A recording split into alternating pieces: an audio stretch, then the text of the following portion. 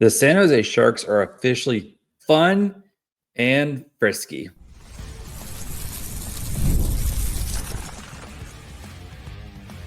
You're Locked On Sharks, your daily podcast on the San Jose Sharks, part of the Locked On Podcast Network, your team every day.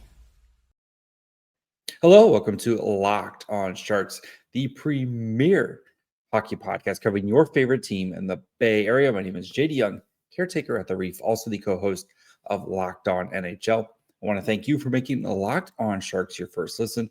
Proudly a part of the Locked On Network. We cover your team every day. If you want to be an everydayer, all you have to do is just follow along wherever you get podcasts. And of course, you can watch on YouTube as well. And today we're going to be breaking down the Sharks 6-1 victory over the Seattle Kraken, as the Sharks are now fun and frisky. So we're going to talk about that. We're going to talk about Macklin Celebrini doing Macklin Celebrini things. Shakir Mukhamadullin, big night from Mook, and the special teams really starting to figure things out. And of course, dig into the numbers behind the Sharks' big win. So before we get to all that, do want to let you guys know that today's episode is brought to you by FanDuel.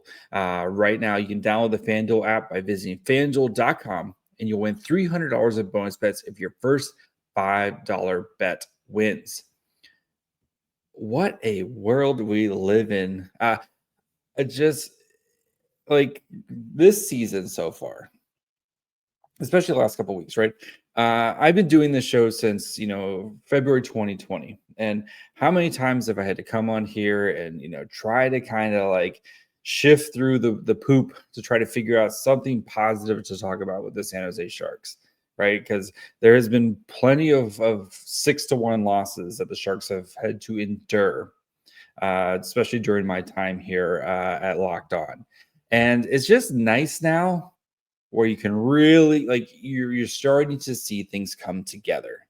And any longtime listener knows I have kind of like my names for your like when you're a rebuilding team, and the Sharks have been a rebuilding team the last couple of years, where you're tearing things down and you're trying to gather assets and you're trying to actively tank and all that stuff, right?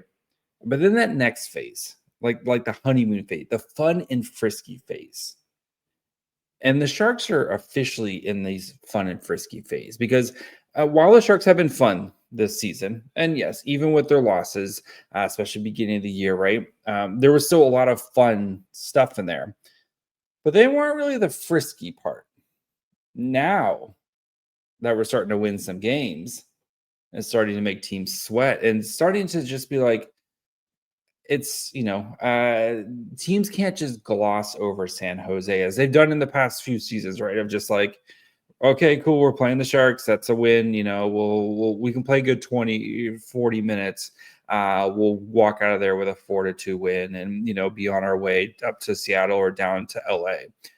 Not anymore. This Sharks team is starting to figure things out. And a lot of it starts with Macklin Celebrini, who, I could spend 45 minutes just reading off ridiculous Macklin Celebrini stats, because he is one of one. And the way he has started this season, the way he has started his career, he's at the 84-game mark. He has scored 84 points in his 84 games. I'm not a big math guy. I can do that one, and that is a points per game. Macklin Celebrini is already at a point per game for his career, with 84 games into his career. And I don't foresee him ever really, realistically dipping below point per game. He's going to, he might, maybe now, next couple games, if he has a bad game here or there, but long term, Celebrini is a special player. Some of the graphics that they were showing during the broadcast and stuff tonight of just like how ridiculous he is and how good he is for the Sharks, right?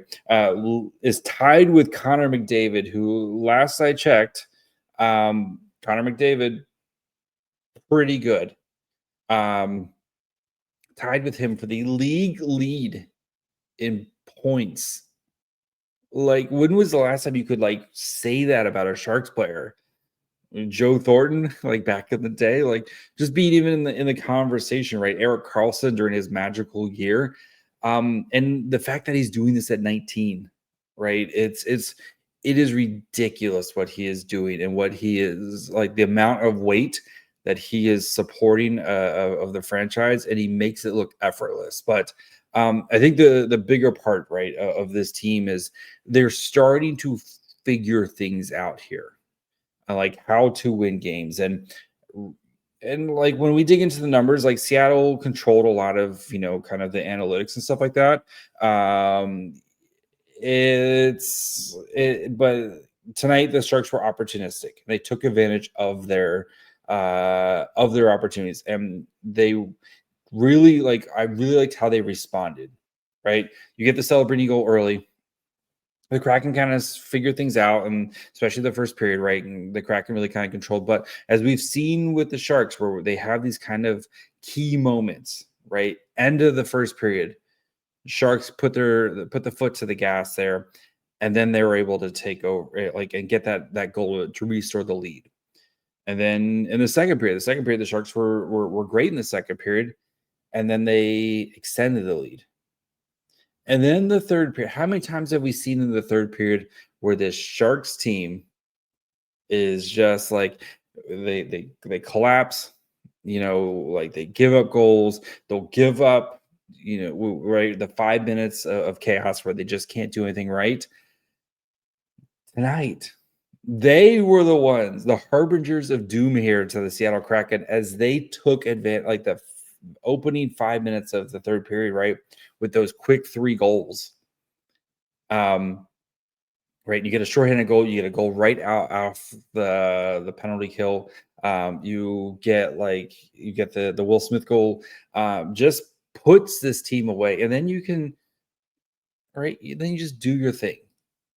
And that's where this team is learning. And even like something like late in the game, 2 minutes left, you're up by 5, and you're still controlling the offensive zone.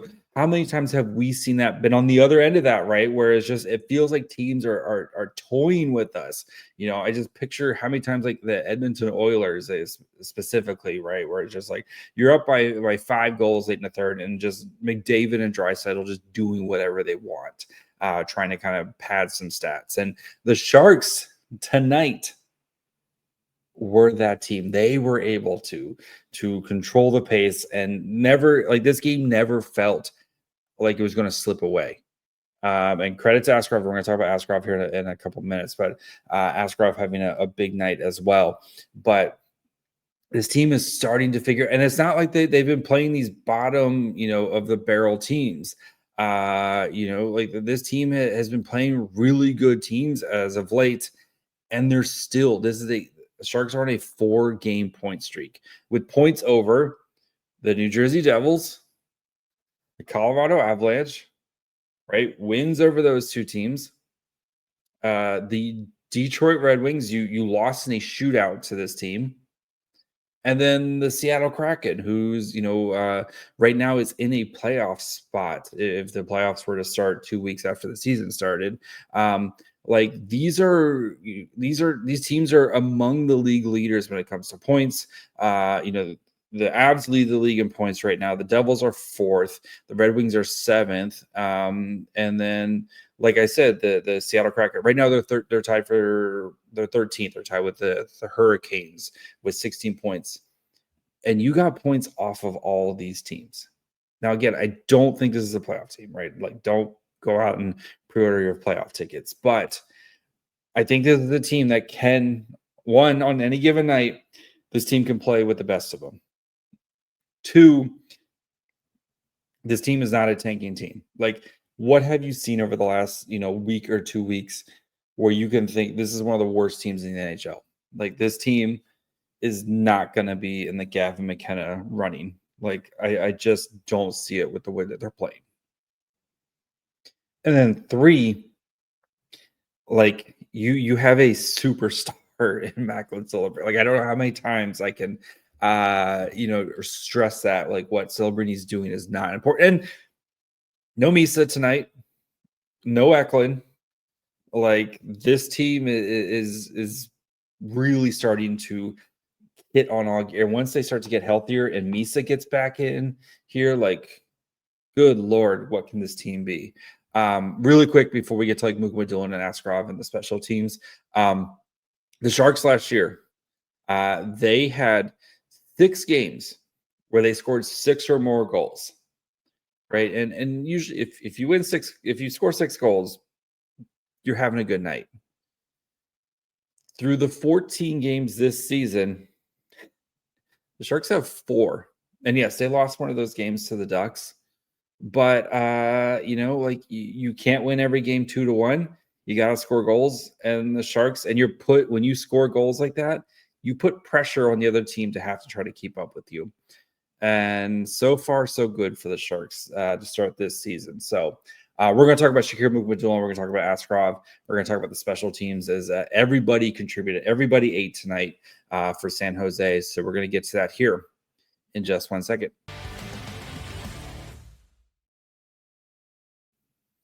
Let's be real, making excuses doesn't solve anything. We've heard them all before. It's just stress. I'm tired. It happens to everyone sometimes, but when it comes to performance, sometimes your body just needs a little extra support. That's where Rougiette comes in. Rougiette.com offers fast-acting, doctor-prescribed treatments for ED designed to help you stop making excuses and start making moves. Rougiette makes it easy to get started. You connect with a board-certified doctor 100% online. No awkward waiting rooms, no in-person appointments. The process is fast, simple, and private, and it's all handled by real doctors. If you're prescribed, your treatment ships discreetly straight to your door.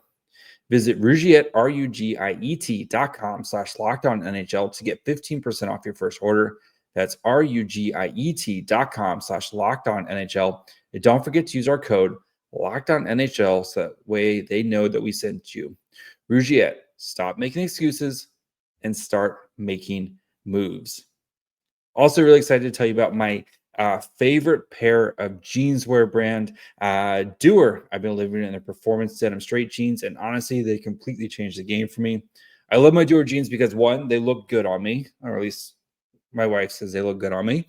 And 2, they have 5 times the stretch of traditional denim. They look great, but they're also super comfy. They're antibacterial, which means they stay fresh longer, so you can wear them more and wash less. They're designed to look great and stay comfortable all day, no matter what you're doing.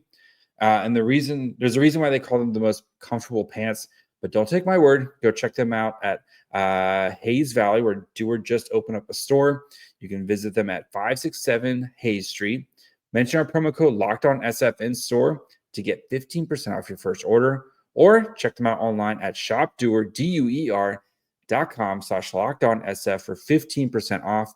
That's shopdoer.com/LockedOnSF. All right, before we continue, do of course want to thank you for making Locked On Sharks your first listen. If you haven't yet, perfect time to subscribe because this Sharks team is really fun. And they're only going to get more fun. So make sure you guys are following along wherever you get podcasts. And of course, you can watch on YouTube as well.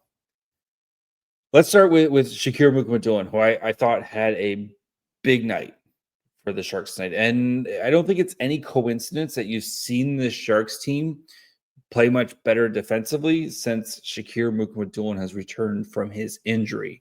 Right, he played the first game, he got scratched, then he got injured at practice, and he has returned now. This is his 5th game since his injury, and I don't think there's any coincidence that with Mukhamadullin's return, we see the PK has gotten a lot better.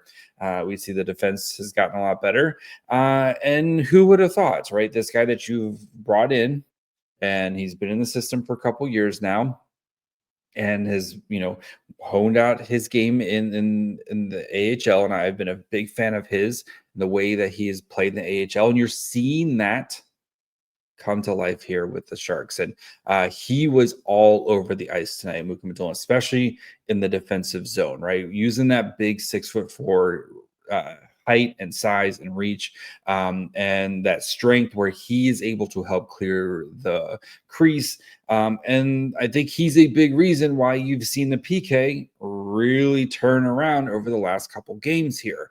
The penalty kill was 6 for 6 tonight, and they had a shorthanded goal. Mukhamadullin also sprung Tyler Toffoli, who out of the box on a very Erik Karlsson-esque pass there to get him that goal to really kind of put things away, right? The cherry on top goal there from Toffoli. It's great to see, right? The big question with Mukhamadullin is always going to be the health, but it's great to see him really starting to come into his own, and him playing with Dickinson, I think is a great. I know the Sharks played 11-7 tonight, but him playing with Dickinson, I think is a great combination for those two guys, especially with Dickinson, who we saw jump up into the offense more. Mukhamadullin, with his size and his ability to kind of read and react, is able to kind of play a little bit more defensively. But we saw tonight, they did a great job on the broadcast of showing Mukhamadullin jump into play and then realize things were starting to kind of turn the other way, get back, and make a great defensive play with his stick. Like Mukhamadullin, like as great as Orlov's been a big part of, I think, of the Sharks turnaround with him getting comfortable, right? Dickinson figuring things out here, and all the other guys kind of starting to figure out where they slot in. But there's no doubt to me that Mukhamadullin's return, I think, is kind of that final piece of why this Sharks defense has been starting to turn the corner here. And again, you can't win every game 2-1, but you can win some games 6-1. And I think Mukhamadulin helping out with that one part was a big reason. So, and the other, I think, big guy for that was Askarov tonight. Askarov has really settled into his role. And again, no coincidence, I think, that with the improved defensive play, it's made Askarov's life really easy, or not really easy, but much easier.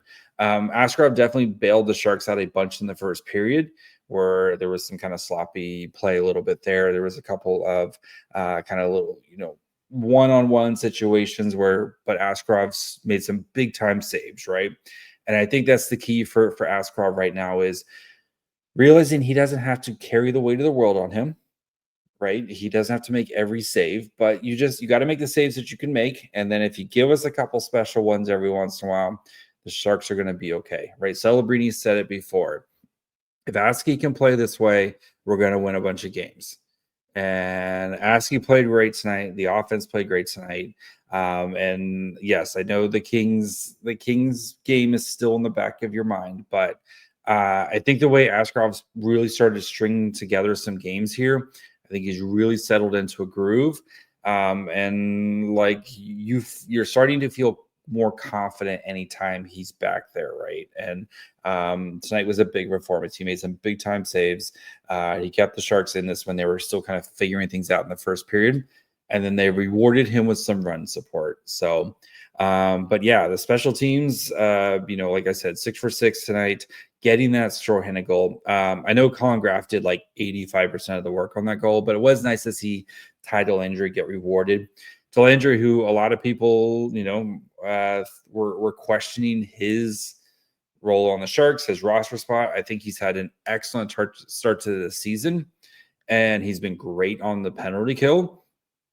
And he got rewarded for his efforts tonight, right? This goal wasn't about tonight for Delandria. I think this goal was about his performance to start the season. And if the Sharks defense can continue to play the way that they're playing on the PK and allow the forwards to be aggressive, I think we're going to see some more of these shorthanded opportunities, especially if Cardwell stays up, and especially with Graff and Delandria out there. Just gives them a little bit more burst of foot speed and gives them that ability to get those shorthanded opportunities and really kind of turn the tide. Because you felt like after they scored that one, this game was over, and then the Toffoli goal really kind of finished it off, like I said. So, and even the power play tonight, which I know has been a kind of a under criticism with Klingberg, and they finally figured things out tonight. And with Klingberg, like I still think it's going to be a work in progress right now as they're trying to kind of figure out everyone's role with it, and now especially with Eklund out right now. But I still think this power play is going to be a one of the better units in the league, and they continue to show, especially with Celebrini and Smith and the magic that they create. And if Klingberg can kind of figure out his role in it, like this unit will be just fine. So, but yeah, it's nice to see contributions from everybody tonight. And we're going to discuss that. We're going to look at kind of where, look at the numbers behind this game, look at how the Sharks were able to take advantage and kind of try to piece together some lines. And as the Sharks did play 11-7, but yeah, it's weird to talk about Sharks wins. So we'll get to that here in just 1 second. The NBA is back, and there's no better place to get in on the action than FanDuel, the official sports betting partner of the NBA. So even if you missed the start of the game or want to ride the hot hand, FanDuel has live bets on everything from who will score the next or fourth quarter comebacks. Plus, you can even combine your live bets into a same game parlay for a shot at a bigger payout. It keeps every game exciting, especially when your team's making that late push. Right now, FanDuel is giving new customers $300 in bonus bets when your first $5 bet wins. So head to FanDuel.com to sign up. Play your game with FanDuel, the official sports betting partner of the NBA.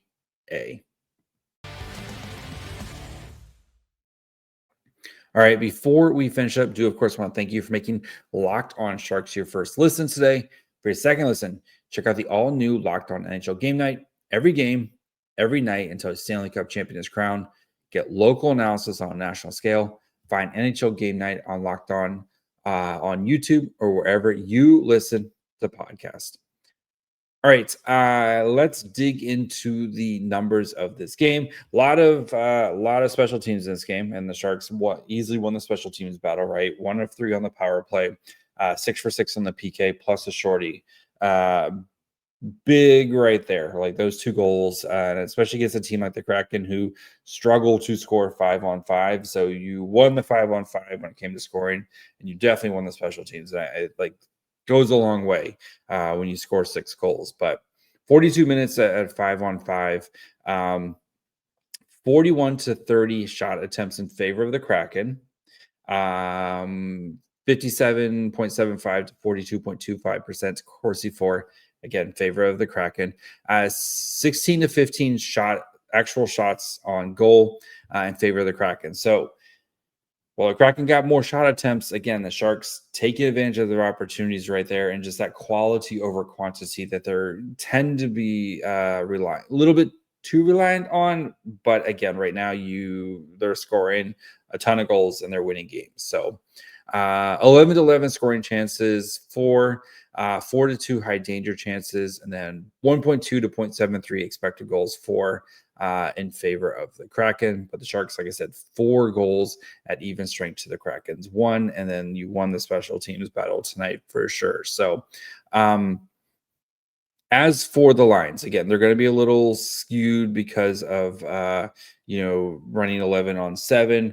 But Will Smith, Celebrini, and Toffoli, they played 9-24, 6 to 10 shot attempts, 5 to 5 actual shots, had the 2 goals, 0.21 to 0.22 expected goals, 4, 3 to 3 scoring chances, 0 to 1 high danger chances. Nice to see the sleepover line all gets a goal tonight.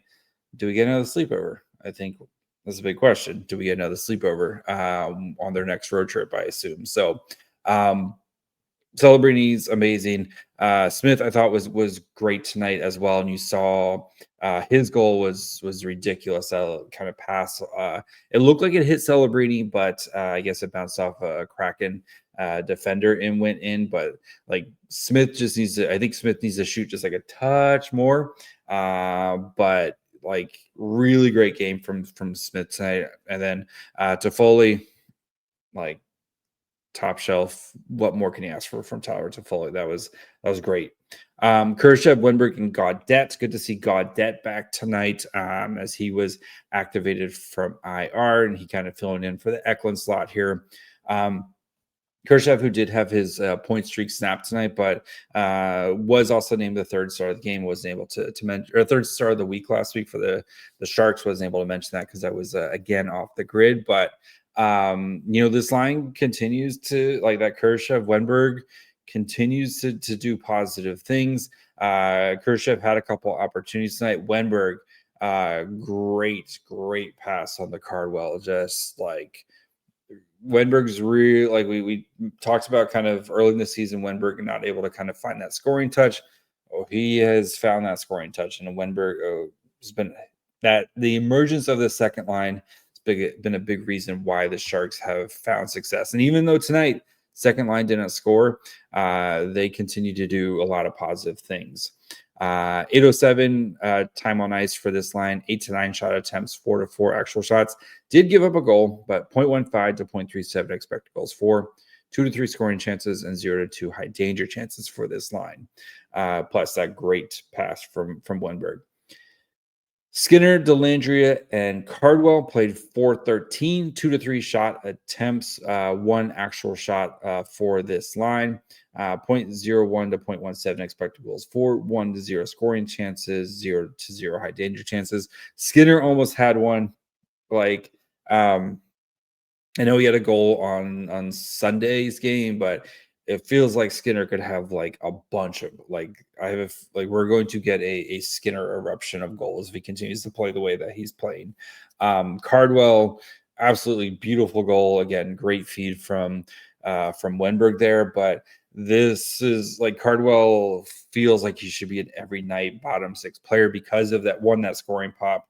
Right, you know what he can do on the PK, especially if you watch any sort of any amount of games for the Barracuda last year. Cardwell just feels like a guy who should be continuing to carve out more and more opportunities with the Sharks. So, and then Goodrow, Delandria, and Graf, 3-12, 1 to 2 shot attempts, 0 to 2 actual shots allowed. Expected goals for 0 to 0.08. Goodrow has been solid on the PK. He had an opportunity. He had an actual shorthanded opportunity tonight as well. And Graf, like I said, did 85% of the work on the title injury goal, and just Delandria was able to finish that off. So Graf, just that right, Johnny on the spot guy. Every time you need a spot, like he always knows where to go, which is as weird as it sounds, like it's a nice thing to have. Defensively, so again, because they played 7 defensemen, we won't look at the actual pairs. We'll look at how each guy did, at least when it came to generating shot attempts. Ferraro led the way with Corsi for 55.56. Klingberg was second at 52.63. Liljegren 47.83. I thought Liljegren was a little meh tonight, and you could see. I don't know if he's 100% healthy, would be my guess. And if the Sharks get some forwards back, I would like to maybe see Liljegren maybe sit for a game or two to try to get healthy, because he just doesn't look like himself, and his mistakes kind of led to the one Kraken goal tonight. Let's see, defensively, Desharnais, he's been good on the PK, 36.84%. Orlov, 36%. Corsi 4. Mukhamadullin, 35%. Dickinson, 33.33%. So, I know, again, some of the offensive numbers aren't there for those guys tonight, but like I said, Mukhamadullin I thought was great, and a big reason, his play on the PK was great. Big reason why the Sharks won this game and why the PKs looked a lot better. Orlov I thought was a little quiet tonight. Dickinson had some offensive opportunities. You're going to hopefully, with the right partner, see him continue to be able to jump into the rush a little bit more here and there. So. As for Askarov tonight, so he faced 29 shots, made 28 saves, 1 goal against, 4.9 expected goals against in all situations. So Askarov was out of his mind tonight. 12 of 13 high danger saves, 5 of 5 mid danger, and 11 of low danger. So Askarov, big night from Asky here, and 966 save percentage. We're starting to slowly climb towards that 900 save percentage for Askarov here. So can the Sharks have a goalie who finishes with a 900 save percentage? Hopefully. I believe. But yeah, great win against a really solid team in the Kraken. I know they're not the most top heavy team, but that this team plays hard, right? They forecheck hard. They've been playing good hockey to start the season, and the Sharks just went out there and took this team apart. So Then you get the Jets. The start of this season is brutal, man. You get the Jets, and then you get the Florida Panthers this weekend. So, got to get ready for those ones. So, we'll be back tomorrow. So make sure you guys are following along wherever you get podcasts, and of course, you can watch on YouTube as well. Follow the show on Twitter, Facebook, Instagram, and on TikTok at Locked On Sharks. Follow me on Twitter and Blue Sky at My Fry Hole. Till tomorrow. Bye, friends.